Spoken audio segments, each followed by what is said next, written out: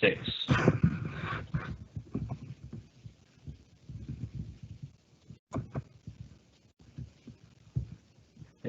Good evening, welcome to the Audit and Corporate Governance Committee. On the call tonight we have members of the committee as well as officers from the Council. I'll now hand over to the Chair to formally open the meeting.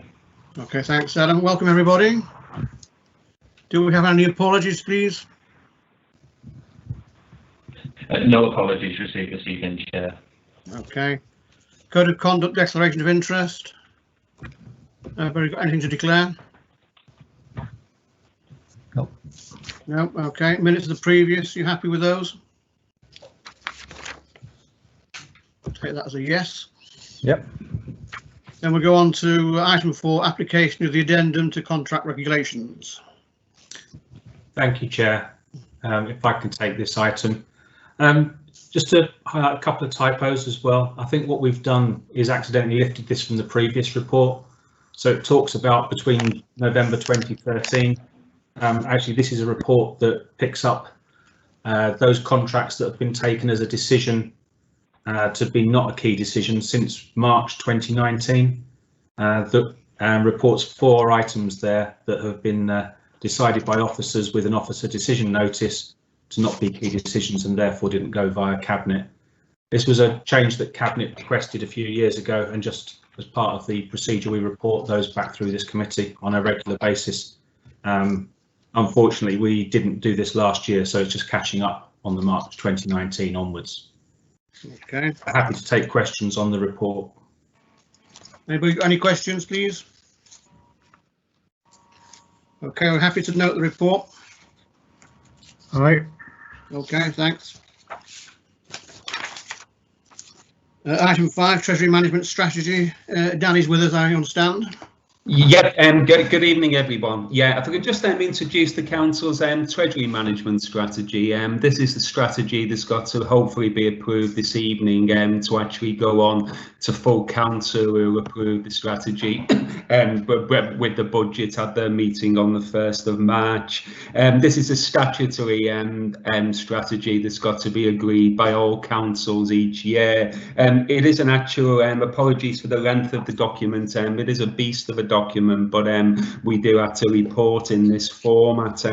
What I'll do, I could probably talk about this document all night, but I'll save you the pain. But what I'll do, I'll go through and then just throw out the key highlights for you.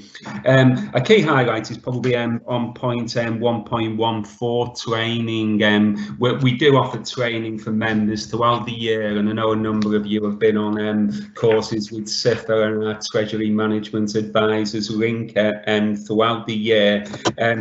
Training not just for Treasury Management in this committee is a big thing that's been highlighted by SIFA and the Ministry of Housing, Community and Local Government. You know, there needs to be better training for members, but particularly councils like Warrington that are doing commercial activity. So what we're doing next year, after we've just had a review of PwC, as you know, of corporate governance, we will be introducing a much more intense formal training programme for members in the new financial year. And we're actually kicking that off. The first training session is actually going to be on minimum revenue provision. So there's 2 training sessions. You can take your pick.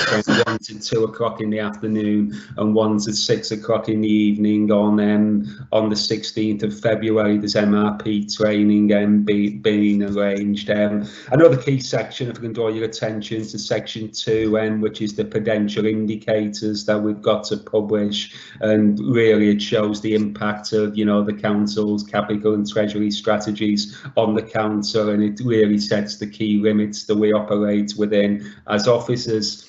A key table that we've actually put together for you, if I can basically, which explains the council's debt position, and there's being a lot reported in the press nationally at the moment, not just about Warrington, about the level of debt being carried by local government.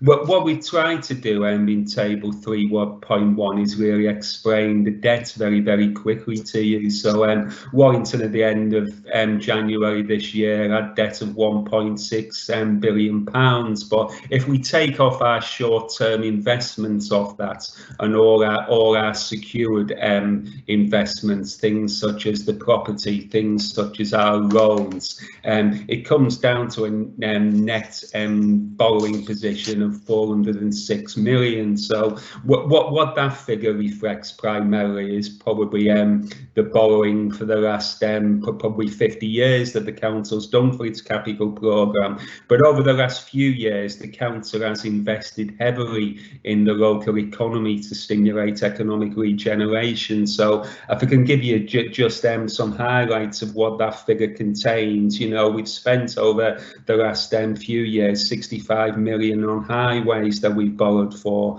17 million on street lighting, 150 million on Times Square, you know, 12.5 million on Sankey Forum. So that figure, this borrowing figure, is incorporated within our budget, and it is prudent, but the bulk of all that borrowing has actually gone you know, into investments promoting economic regeneration within Warrington. If I can go on another key section which shows the council's borrowing requirements over the next 3 years. So the council borrows for the capital programme, and what that's showing is that, you know, roughly we probably need to borrow in the region of another 700 million over the next 3 years. But what that is primarily, it's largely liabilities that we've got in there for our loans programme. So we've got a big loans programme with housing associations, but what housing associations, they probably won't draw down a lot of that, but we are actually contracted, you know, if they did come in to say we want the money, but you know, we would actually have to supply that liquidity. But there's also other stuff in there, you know, there's borrowing in there for the youth zone, there's £40 million worth of borrowing in there for the council's housing company to build homes in the borough, and you know, there's borrowing in there for Western Link, and there's borrowing in there for Birchwood Park. So basically that accounts for the increase in borrowing over the next few years. Section 5, I won't actually touch on this. I know it's a very popular section with members. It's on the economy. This is something we've not written as officers, and this is something which is supplied to us by our Treasury advisors and linked Treasury services. So this is pulled together by some of the greatest economists in the land. So it may be out of date by a number of weeks, because I think it was actually written a few weeks ago. But in terms of the economy, what we're facing really, you know, my job as a Treasury manager and yours as a committee, you know, over the next few years we are living in a world of extremely low interest rates. So you know, all the indication is that, you know, in terms of investment into negative interest rate territory, really in the near future, probably within the next few months. So from a borrowing point of view, there's a great opportunity because interest rates are absolutely at historic lows. But in terms of investing the council's cash, it's actually becoming much more difficult really to get some type of tangible return. Section 9, if I can move on, that actually deals with the council's investment strategy, and it really gives the counterparty limits where the council plans to invest its funds or can invest its funds over the coming year. A key section we've put in is section 12, you know, a bit of a section to highlight that, you know, where possible we will sort of invest for higher returns in the medium term.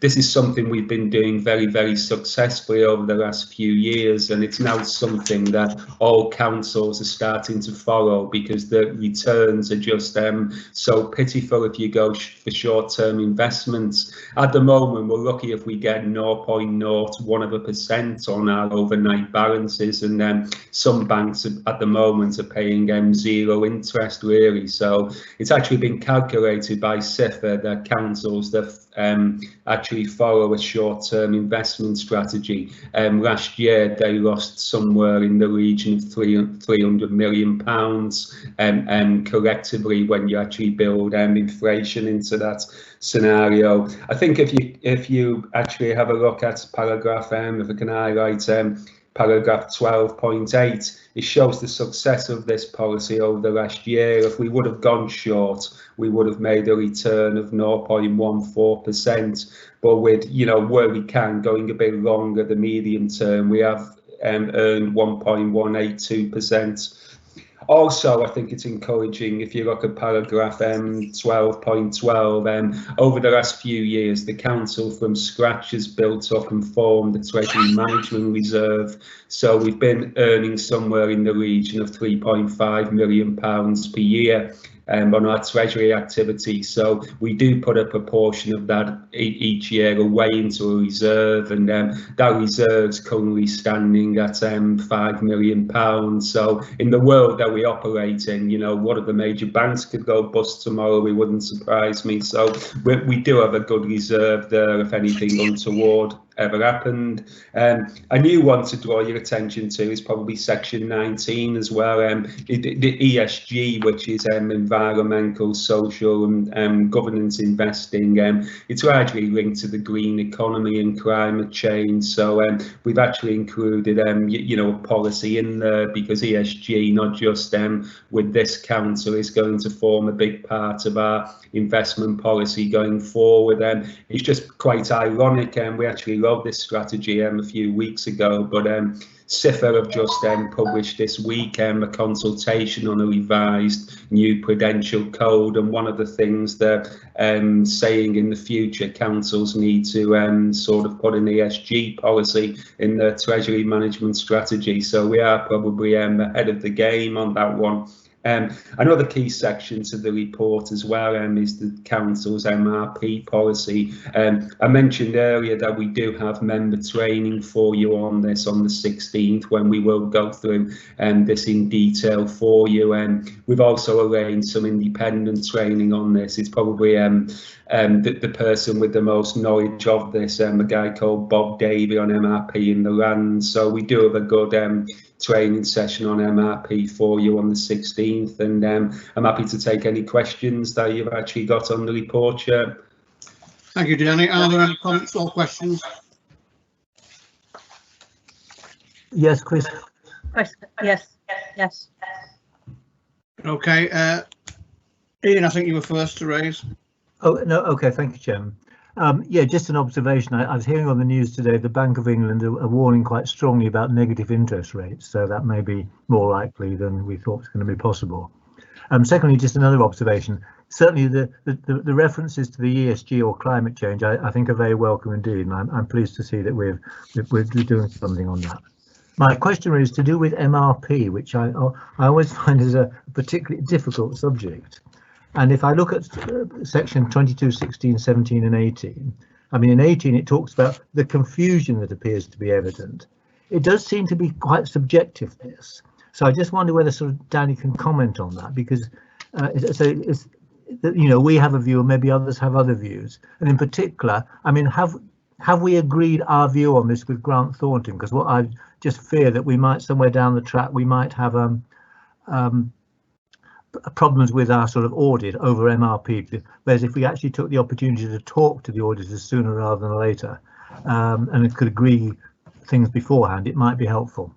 I was just interested I think it's a valid question, Councillor Max. You're certainly right as well about the complexities of this area. It's probably one of the most complex areas in terms of accounting in local government today. No, in terms, the auditor is currently auditing our approach to MRP and has raised a number of technical issues that we're currently in the process of responding to.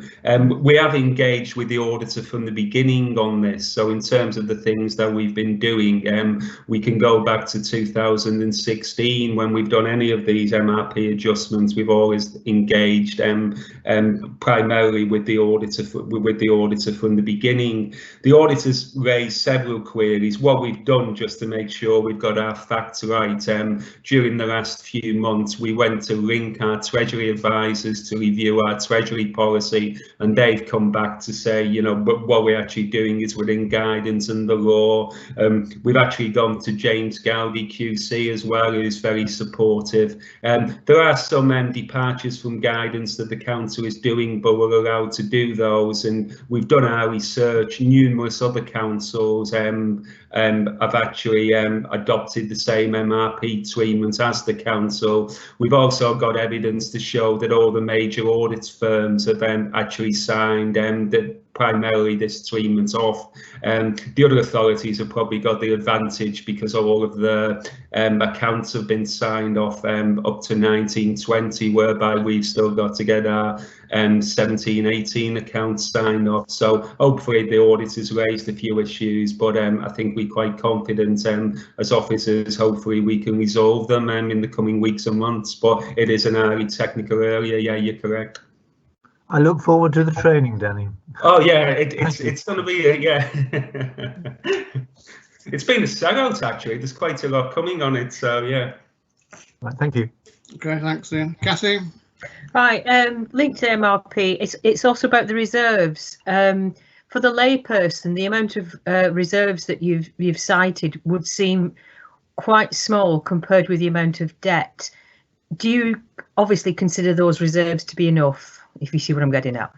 Yeah, I would say the reserves are enough. If you look at the council's overall reserves, the council's balance sheet, the council's got £84.5 million worth of reserves at the end of that was the end of last year, the 31st of March 2020. So if you were to take the debt to reserves ratio, so for example, it would never happen, but say we got you know, the sky fell in tomorrow and we actually got no money through the door on any of our investment income, we could pay our debt for roughly 3.6 years.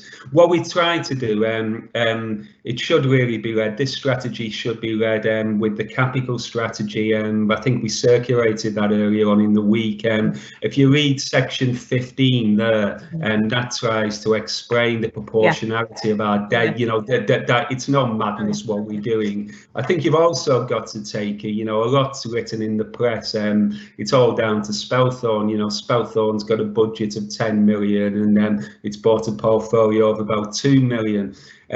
So you can sort of take the budget, you know, that looks unproportional, but you've also got to take an organisation's balance sheet into effect. And if you actually take Warrington is a very big, you know, it's a medium-sized council, but if we're a business, SIFA did an exercise a few years ago, and if Warrington was a business, it would be an FT 250 business. It would be one of the top businesses on the stock market. So if you look at the authority's balance sheet, even if you take all this debt into consideration, the authority's balance sheet of the 31st of March last year, we still had a net worth of 307 million. So, so you know, we can argue that the debt is prudent, the debt is proportional. People just need to understand the logic of what we're doing in Warrington. Okay, thank you. You okay with that, Catherine? Yeah. Are there any other comments or questions? Could I ask a question, Chris, please? Yes, please, yeah. In 22-22, in the minimum revenue provision, there's a comment about the New Bailey, which is an investment in Manchester. Is that still going ahead, and is it still prudent in light of the current, I suppose, reduction in working in offices and people working at home? Yeah, I think primarily the new office block with New Bailey, it is actually going ahead. I would say it probably is prudent. It's probably more of a question for our property colleagues, but I think all the evidence shows BT have signed a 20-year lease, so regardless of, you know, whether they use it or they don't, they're actually on the hook for the next 20 years. But I was speaking to a fund manager, a big company called M7 yesterday, and he was telling us that office buildings are now being snapped up like there's no tomorrow, because the logic is people will return to the office, and there's massive demand for regional offices. So I think where there will be a reduction is where you've got these great Parises in London. So if you go to Canary Wharf and you go in and there's fountains and restaurants and God knows what, I think there will be a reduction in those. But all the indications are that regional and what I would call in inverted commas normal offices, there's going to be massive demand, because even though more people are working from home, you know, companies are still going to need office space, and you know, you're probably going to need more space now for social distancing. So also BT have just rationalised their office portfolio as well, and they're basically concentrating on a number of regional offices, that Manchester is one. Thanks very much, Danny. Thanks. I think if I can say, if it's prudent as well, and one of the deals, you may know, one of the deals following auditor advice that the council has recently pulled out of was the Pets for You warehouse in Staffordshire, where the council had actually done a deal to you know, build that out for 92 million. We actually pulled out following auditor advice, but that deal has just been sold on for to an investment fund for 100 million. So we calculated the council's lost out somewhere in sort of the region of 30 million pounds by not doing that deal. So there is still massive demand for both warehouses, and there's massive demand for office accommodation. Thanks again. Thanks, Danny. Anybody else? Are we happy to recommend that the council adopts this strategy on the 1st of March? Yes. Yes. Anyone disagree? Okay. Thanks for that. We'll move on to the next item. Internal audit quarterly performance. That's Eugene. Thank you, Chair. I hope you can hear me okay. Can everybody hear me? Yes, that's fine. I have been losing a bit of audio intermittently, so apologies if it does go off. Yes, this is the process on a regular basis. So the internal audit progress report here is up to the end of December. And we've issued 2 final reports and memos since the previous progress report that we brought to you, and 1 report is in draft stage.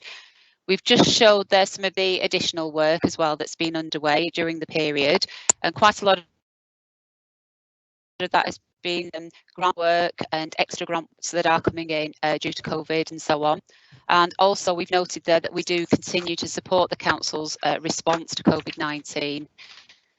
So we've been working with the revenues and benefits team on the grants, and also with the housing benefits team, and carrying on working closely with finance to provide that assistance as needed, and get those grant payments out to our local businesses and suppliers. At section 2, I've noted the reports there.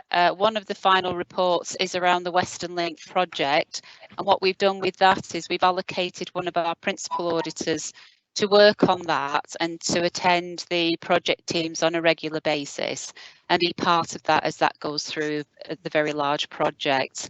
And every so often we will issue reports, so we've got that assurance being provided on a regular basis. 1 report in draft still around public health, and we hope to bring that to the next meeting. At section 3, we've shown the key performance indicators, and at quarter 3, we are reporting 45% completion against our target for quarter 3, which is around 50%. We obviously usually try in the second half of the year to pull up the progress against plan, but I'll talk a little bit more on that by taking you into section 4, because as you know, one of the key roles for the head of audits is to provide that opinion at the end of the year on governance, risk management and internal control. And that's a widespread opinion that we provide, and it's just one of the areas that the council uses to rely upon when you compile your annual governance statement. But obviously during this year, just like all the areas within the council, it's been a very difficult year and we have been doing a lot of extra work. So CIPFA have issued some guidance around the subject for heads of audit to consider. And it's really about whether we've done enough work to gain assurance to provide that overall opinion. And CIPFA do recognise the challenges that government bodies are having here, all of us having with this. But obviously we still have to comply with our own professional standards. So CIPFA have issued guidance around whether we might have to issue a limitation of scope.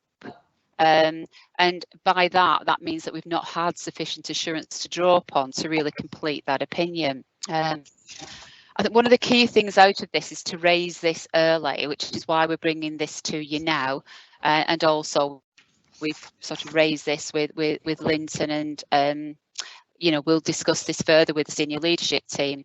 We are just due to go back to all the directorate management teams also. We've had discussions with them during the year about the plan, whether it's still relevant, whether, you know, the teams can manage to deal with us as well as us provide that resource for the council's teams. So that is sort of ongoing discussions and ongoing assessment. And then what we'll have to do when we brought the final plan to you in November, it still practically had 12 months audit work on there. So obviously we can't achieve that within the rest of this financial year. We have got members of the team, you know, working really hard to try to complete that work. But we will still have to re-look at what we've got there and take a really keen view as to, you know, how we pull that opinion together at the end of the year. We will transfer work over to the following year. And obviously we are looking at what that plan will look like next year. So we will assess the impact and the consequences for the opinion. We'll be updating Linton and senior leadership team, and we will bring information back to you as we bring the plan for next year and then the next progress reports at the April meeting. And just the detail of the progress against plan is in the appendix at the back of this report. So I'm happy to take any questions. Okay, thanks, Jean. Are there any comments or questions? Steve Parris, just on that last bit, Jean, it does say the impact and lack of consequences throughout the remainder of 2021, but you're not going to meeting now that will deal with that before the end of the financial year, have we? That's right. I mean, obviously we're in February now, aren't we? So yeah. What we so that'll be the report of the year, effectively, won't it? Yeah. That's right. Yeah. And although the financial year goes to March, we tend to issue the annual report and opinion round about the middle of May. So we try to finish off as much as we can during April and then even into May. And if we've got reports at draft stage, we'll include them in the opinion because the vast majority of that work is done. We usually do that. So it's just how much work we can do and how much we can take into account by the time we have to provide that report for you. Thank you. Okay, thanks, Steve. Anybody else have any comments or questions? Are you happy to note the report? Yes. Yes. Okay, thanks for that. We go on to the next item then, which is the external audit progress report from Andrew. Hello, Andrew. Is Andrew with us? Chair, it's actually myself, Chris Whittingham, who will give a brief update in Andrew's absence. All right, okay. Welcome to you. Thank you.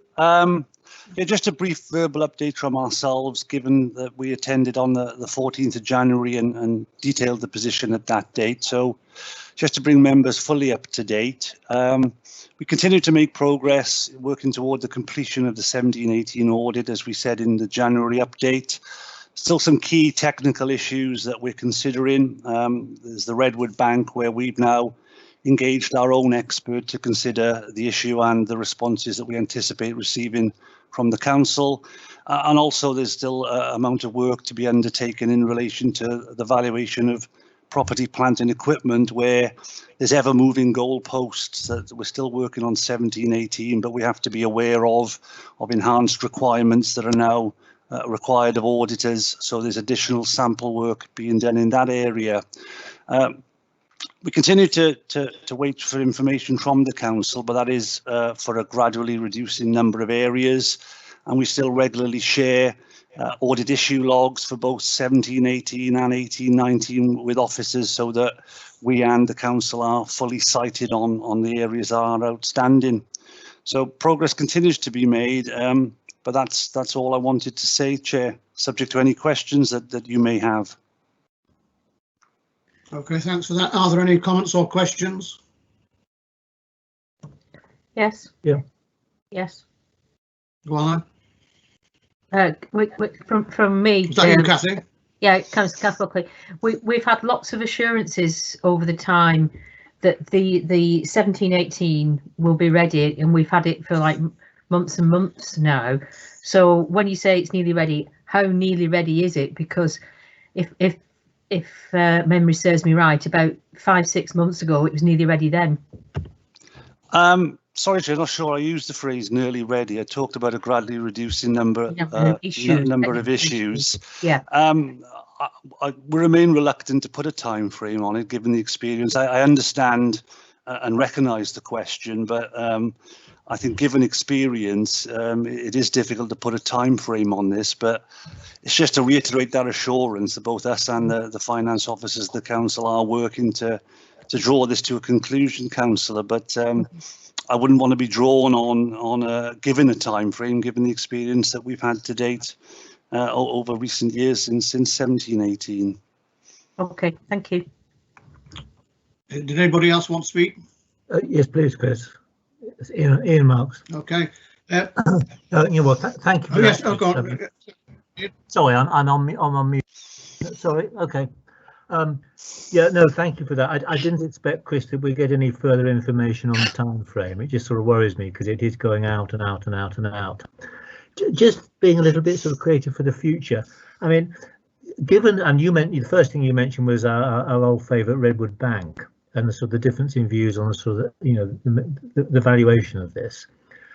I mean, I know it's a long way ahead, but we will have not too distant future the 2021 accounts coming up.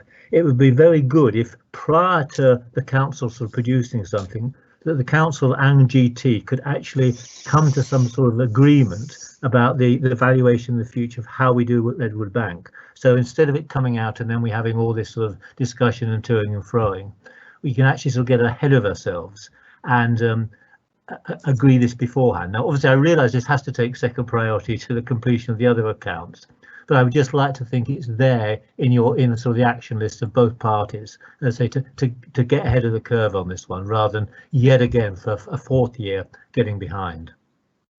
Can I come in on that one, Chair? Yeah. Yeah, I mean, just to try and give Councillor Marks some reassurance on the Redwood issue, it's only an issue in 2017-18. The actual issue that's being queried cannot be an issue in the years after that. It's because we'd only invested 10 million at that point, and the issue is related to what the value of the ability to invest the further 20 million that was in the agreement was.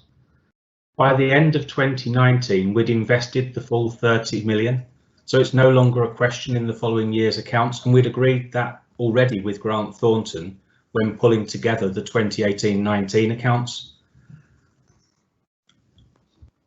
Okay. Okay, thank you, Linton. Okay. Yeah, just to echo that, Councillor, there's a number of issues that are causing sort of delays and stumbling blocks on 1718. Once we can reach resolution, then going forward, then there'll be agreement on both sides that will be then adjusted if necessary in 1819, 1920 and going forward. So 1718 is critical on a number of levels, as Linton said, for Redwood and one or two other areas as well. Okay. Before we move on, can I say the committee's noted that we've not had a written report from Grant Thornton for quite a while now. So I will be writing to you in that regard. Just let you know there's a letter on its way. Okay, thank you, Chair. Okay. Nothing more on this, then we'll go on to the work programme. Has anybody got any amendments, additions or comments on the work programme? Maybe save them for the training meeting on the 16th, if anything comes out of that. No. Okay, that being the case, then may I thank you for your attendance and declare this meeting closed. Good night, everyone. Thank you. Night. Thank you. Thank you. Night. Good night. Night. Night. Thank you.